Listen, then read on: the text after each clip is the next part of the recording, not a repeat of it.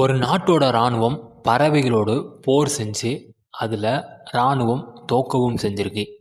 இன்றைக்கி நாம் பார்க்க போகும் சம்பவம் உலக வரலாற்றிலேயும் ரொம்பவே வித்தியாசமான, அதே மாதிரி நகைச்சுவையாக ஏற்படக்கூடிய ஒரு உண்மை நிகழ்வு தான் இது. இதனுடைய பெயர் த கிரேட் எமு வார். 1932ஆம் வருஷம் ஆஸ்திரேலியாவில் இந்த சம்பவம் நடக்குது.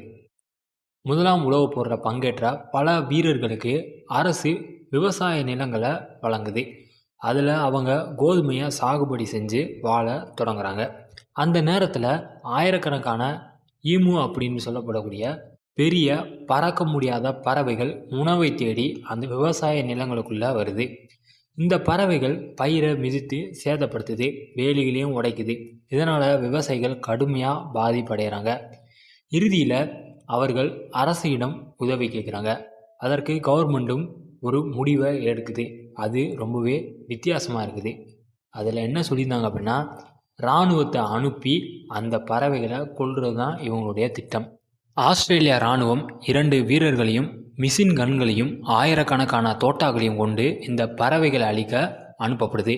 ஆனால் அங்கே நடந்தது யாரும் எதிர்பார்க்காத ஒன்று. இந்த பறவைகள் கூட்டமாக வராமல் சின்ன சின்ன குழுக்களாக பிரிந்து வேகமாக ஓட ஆரம்பிக்குது. அது மணிக்கு சுமாராக 50 கிலோமீட்டர் வேகத்தில் ஓடக்கூடியது. இராணுவ வீரர்கள் சுட ஆரம்பித்ததும் பறவைகள் எல்லாருமே எல்லா திசையிலும் செதறி ஓட ஆரம்பிக்குது.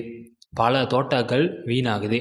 ஒரு கட்டத்தில் ஒரு வாகனத்தின் மிஷின் கன்னை பொருத்தி பறவைகளை துரத்த முயற்சி பண்ணுறாங்க. ஆனால் வாகனம் குண்டும் குழியுமான நிலத்தில் குலுங்கியதால் குறிவைத்து சுட முடியலை. சில நாட்கள் முயற்சி செஞ்சதுக்கப்புறம் இராணுவம் எதிர்பாராத வெற்றியை பெற முடியலை. ஆயிரக்கணக்கான ஈமுக்களை அழிக்க திட்டமிட்ட நிலையில் ரொம்பவே கம்மியான எண்ணிக்கையில் தான் இந்த பறவைகள் கொல்லப்படுது. இந்த நடவடிக்கை உலகம் ஃபுல்லாக செய்தியாக வெளிவருது. பத்திரிகைகள் இதை கிண்டலாக எழுத ஆரம்பிக்கிறாங்க. இராணுவத்தை வென்ற பறவைகள் அப்படின்னு எழுத ஆரம்பிக்கிறாங்க. கடைசியாக அரசு இந்த நடவடிக்கையை நிறுத்திடுது. அதுக்கப்புறமா விவசாயிகளுக்கு வேலிகள் அமைத்தல் மற்றும் பிற முறைகள் மூலம் பயிர்களை பாதுகாக்க உதவி செய்யப்படுது.